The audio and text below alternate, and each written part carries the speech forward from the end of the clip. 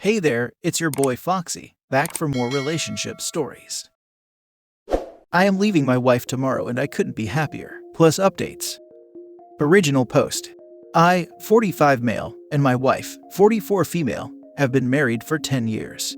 We dated for 6 years before that, and I got a lot of pressure to get married from my parents, her parents, and her. Something in my gut said that this wasn't right. I called it cold feet and did my best to ignore it, and we got married. Pretty much the moment the ink was dry on our marriage license, things went south. On our honeymoon, she did nothing but complain that I hadn't booked a nicer hotel. Then in the following months, she wanted a new apartment, a new car, gifts, jewelry, handbags. It was never enough. It's like the moment she got the ring, it stopped being about me and became about what I could give her. I am a doctor, and I make good money. Not good enough to support the kind of lifestyle she wants though.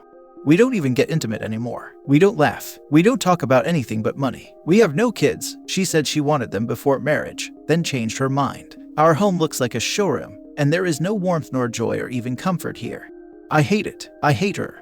I am a 45-year-old physician and I have barely enough savings to sustain us for 3 months. I want to retire someday. I want to enjoy my life. I rented a cool apartment across town in a less desirable neighborhood, and there's a stack of IKEA furniture waiting for me to set it up there. The lease is up on the Mercedes my wife pushed me to lease next month, and I will be replacing it with a used Prius. I'm starting therapy next week. I have a divorce attorney who has assured me that the prenup we signed before marriage means I won't have to pay alimony. I hope to leave the higher-paying job that my wife insisted I take for something with less hours sometime in the next year. I am going to ask out the pretty barista who flirts with me every morning. I'm telling her first thing tomorrow. I'm expecting her to cry and beg and demand we try therapy. I don't want any of that. This was never right, and I'm only sorry it took me so long to realize it. I'm sorry I've wasted so much of my life being married to a woman because I thought it was the right thing. I am so excited. Now for the top comments before reading the updates. We are going to need an update about this after the call, but good luck. The best thing you did was the prenup. I wish you all the best in your future endeavors. People get a prenup, but I don't think. That's correct, you don't think. You think nothing. Get a prenup. I have $3. Split the $3 and get a prenup. The older I get, the more people I see who have ruined their lives. I was always opposed to the idea as, you don't go into marriage planning for it to fail.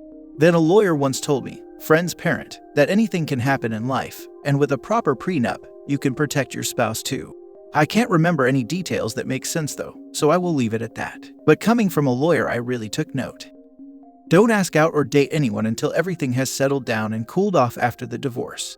No one in the world will not suspect you just started having a wandering eye if you do. Do yourself a favor and preserve your freedom after the divorce. If you taint it with another person, you're always going to simply be a cheater who wanted a divorce to sleep around, and will never hear the end of it from the ex, family, or friends. Also, if you think your wife is only with you for the money, but don't suspect the barista is only flirting for the tips, laughing out loud. Thanks to everyone who has concerns about the prenup, but my lawyers and I are confident. At the time we got married, she has a significant inheritance, now nearly gone, which her family insisted on seeing protected. Her lawyer and my lawyer agreed on this, and we both signed. I'd say get a witness when you tell her. People can go insane when they think they are being broken up with, and you need protection in case of a he said she said scenario, or at least record it. I've seen a lot of people also mention, which seems like common sense, but can be overlooked in the moment, do not sleep with her. Going along with having witnesses for personal protection. Also make sure you limit your encounters with her in the coming days or weeks. Good luck. Edit. Alright folks, I've gotten a lot of comments begging me not to ask out the barista as it's her job to be nice to me. I didn't really get into the relationship I have with her, because I didn't think it was relevant to the divorce. But here goes. I met her about a year ago. She's 30. I don't usually wear a wedding ring because my job requires me to scrub regularly. She actually asked me out, invited me to a food truck festival in town, a few months into knowing each other. I said I was married and she was embarrassed. Since then, we've had a bit of a running joke going where she asks me, so, still married? My current plan is to reply, not for long, and see what happens.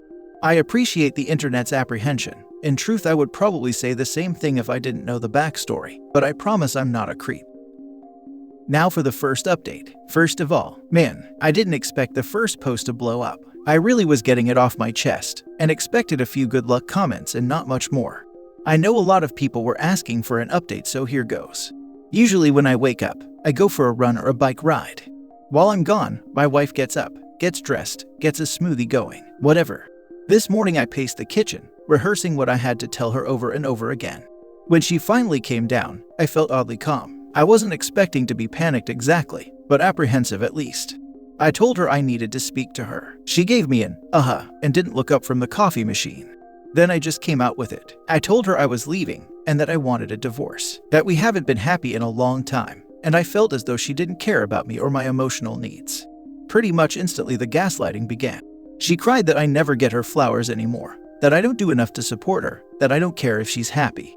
I brought up the fact that I suggested therapy over a year ago, and she agreed, but then made excuse after excuse not to go. I brought up the time she completely ignored the budget we worked on. I told her how it made me feel when she dismissed me, when I tried to tell her how I was feeling. The crying escalated then, along with begging for a chance to make this right, to go to therapy, that she would be better. It went like I thought it would go, and I felt absolutely nothing. I don't care anymore. Whatever I once felt for her is just dead and gone, and she might as well have been a second cousin sobbing about her marriage for all the connection I felt to it. Eventually, I just got fed up and walked out. She has been blowing up my phone with calls and texts, which range from angry to begging, to threatening. I started getting calls from her mother, and mine too by the end of the day. I spoke briefly to my mother, and calmly explained that I was sorry she didn't hear it from me, but my wife was sucking me dry financially and emotionally, and I couldn't do it anymore. She was surprisingly supportive. I'm currently in my new apartment. I unrolled the mattress in a box, and went to Walmart for sheets. I ate Thai takeout for dinner at the kitchen counter and watched a bit of Netflix on my computer. I have everything I need for the next few days. My wife is getting served tomorrow. I keep expecting the sadness to set in, but it hasn't. I feel like 1,000 pounds are off my shoulders, and suddenly my future is full of possibilities. I'm going to travel, I'm going to try new restaurants, I'm going to take a job that actually makes me happy and proud instead of rich. Much to the internet's chagrin, I will ask out the barista, because despite unpopular opinion, she is both age appropriate. It's her family's business, and I do have the interpersonal skills to recognize the difference between customer service and actual connection. Cheers, everyone. I'm going to have a beer and then take a walk around my new neighborhood. He only has 3 months worth of savings after 10 plus years as a physician. She's blowing through $150,000 a year minimum. Well, not anymore, I guess. No wonder she's crying. She got fired on her day off. Why is it that people who marry someone for their money and then completely neglect are so surprised when they leave? Good on OP. I hope he has fun, makes some risky decisions, and enjoys life for a while. Because they think they are doing the other person a favor by marrying them. They think they are an absolute catch, and anyone they deign to be with needs to pamper them and cater to their every whim for the privilege. It's just narcissism. So you've met my cat. I really needed to read this today. Today would have been my anniversary with my ex-wife, and I felt myself becoming a bit maudlin. Then this reminded me of just how much better off I am without her constant negativity and lazy mooching. I hope for nothing but the best for OP, and hope he finds what he needs in life and love. As it happens, today would also be my anniversary with my ex-wife. I've been lucky, it's been 7 years since, and every element of my life is better now than it was before. 7 years ago, I wouldn't have believed it, but here I am. If it's new to you, keep your chin up, it gets better. You've got this. When my ex and I finally decided to divorce, we both had to go in person to change the utilities from my name to his. When we were there, the clerk asked why we were switching it. When we told her, she looked shocked and said, "But you both look so happy." We were like, that's exactly the point. Happy to be getting divorced. Now for the second update. So it's been over a week since I asked for the divorce, and things are slowly progressing. My wife and I sat down yesterday to discuss the next few months. She is still extremely in denial about my leaving, and seems to be convinced that if she offers me the right thing or say the right words, I will come back. I won't. I don't love her anymore. I don't feel any loyalty toward her, and the divorce is just a legal formality for how I am already feeling, which is that she is not my wife. She has gotten representation, and my attorney is preparing to offer a generous settlement, more than she is entitled to, if she signs quickly, and we can start moving forward. I'm almost positive she will reject it in the hopes of keeping this going long enough for me to back down. However, yesterday, I more or less said, I'm not changing my mind. Let's not waste money on the lawyers because you think I will. But I don't think she really heard me, so I'm readying myself for a fight. I know a lot of people were curious about the barista, and I actually have a small update on that front as well. 2 days ago, I managed to work the divorce into conversation with her, and she was surprised but seemed happy for me. She is a ceramic artist and invited me to a fundraising event her studio is throwing for our city's community pantry, and I'm going. So, we'll see what happens. Thanks for all the support, everyone. I'm feeling extremely optimistic about my life, and while the divorce is sure to suck, I still wake up every day happy and excited for my day. I haven't felt like that in years. Now for some advice before reading the last update. I think you should work with the lawyer to get the wording right, but there's gotta be a way you can chip away at what she gets if she is causing unnecessary delay. Like, the first offer wasn't good enough. Let's take away $500 a month in alimony in this second offer.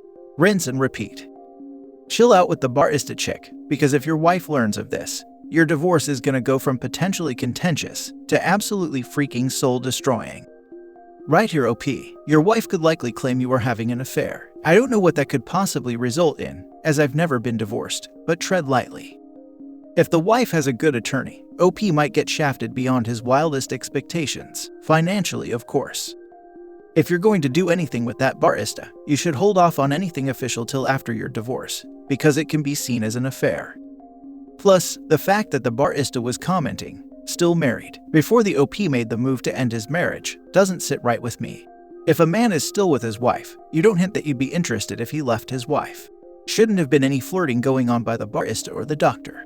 I mean, is the kind of woman you want to end up with the kind that doesn't respect commitment, marriage, or wedding vows? What if the OP gets with her, and then another married man catches her eye, maybe another doctor closer to her age? Just doesn't seem like a good start to me.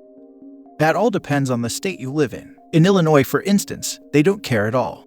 My ex had multiple affairs. I was told by my attorney that no matter what, the state says it is a no-fault divorce. So basically, be sure to check. But also, for your own sake, if you can't explain it to someone without a minute of saying why my situation is different, then no one will believe you. We all make caveats for ourselves. And now for the last update. So thanks to everyone who's checked up on me. It's been a wild few weeks, and now that everything has settled down, I thought I would post an update for those still interested. First off, I did go on a date with the barista. She's a wonderful person and I like her a lot, but I didn't feel any particular connection or interest in pursuing it. We're still friendly, so no hard feelings. My wife has been extremely upset by the whole thing. I don't think I saw her display this much emotion in our entire marriage. She's been apologizing for her part in our marriage failure and trying to work it out. She claims to be willing to go to therapy and says she knows the spending got out of hand. The last time we spoke, I told her it wasn't the spending, it was the fact that she didn't give a damn about my feelings, my opinions, and my desires. I brought up how we talked for years about having children. Then she put it off until she finally admitted she didn't want them. It feels like our entire relationship was built on a shoddy foundation. It's over, and my position hasn't changed. I'm pushing forward with divorce proceedings, and I'm hoping to be done with this by the end of the year.